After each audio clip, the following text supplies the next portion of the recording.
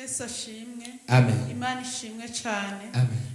Mpagaze ahashima Imana nukuri umuntu yamenyere Repentance ntiyihenze ntiyanazimiye ntiyanahombye. Amen. Mfite impamvu nyinshi zifatika zituma ndabivuga. Jewe uko nashitse ngaha harimwo benshi babizi ariko Imana yagiye ibana nanje. Ico nje ngaha nshima Imana muri vyinshi yankoreye nuko mu ndwi zibiri ziheze nahuye n'igitero kiyobeye. Nararyamye mwijoro je kenshi iyo ndose ikintu nkakirota atari ikintu mba niriwemwo canke twoba twavuganye n'abandi kenshi kiranshika ko ndakibona.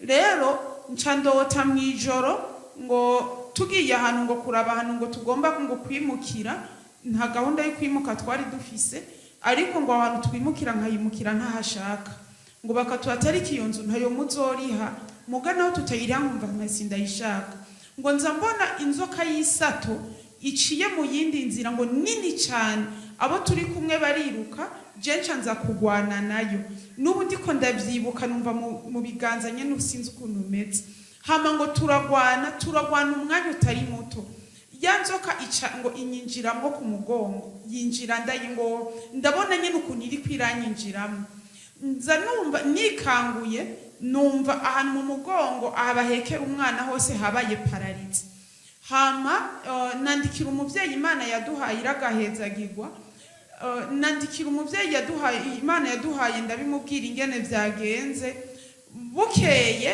ndaza ngaha baransengera ariko mu gushika ngaha jewe narafashe wa munyu ndawutora ndawushira mu mazi ndawunywa ndasenga muga nguma numva ubwenge buhera mu nyuma nza numva aha inyuma y'amatwi kote yo mu mutwe hari ikintu menga kirafashe nk'ugwego ca ntangura kwibagira deke tuvuganye n'abandavyibagiye mu nyuma shitse ngaha baransengera ndashima Imana ko ico kintu caheze ndashima Imana ko ntasubiye kukirota ndashima Imana ko yandindiye ubuzima abumvise gushima kwanje ntugire ngo nizo kisanzwe yarose agishika naciye mbona uruyoka runini yaruri hano ku mugongo ndamusengeye nkimukora ko mvuze ni wanzoka ndagukoroye ako kanya ngira yaherutse bigenda uko ntiyasubiye kumenya ukundi vyagenze ariko turahangana nashitse muri kiyoka kinini cyane.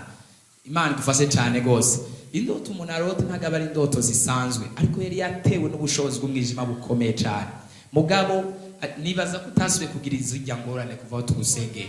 Imana ihabwa icubahiro. Hari ibintu baba bakurungikiye mu isi y'umwijima by'abaruzi ukabibona mu ndoto kibaza ngo ni ibintu bisanzwe zuza tubisambure nta ndoto isanzwe ibaho indoto yose ni message ibije ku buzima bwawe ariko ndashima Imana ko yaciye mubohora kuko mfatiye ku kintu Imana yanyeretse ndiko ndamusengera abadayimoni bari bateguye cace gihagarara uwo munsi nyene dukomera Imana amashire ko yamwongeye amahirwe yo kubaho kandi kamubohora kandi rushirize kukuzigama mu izina rya Yesu.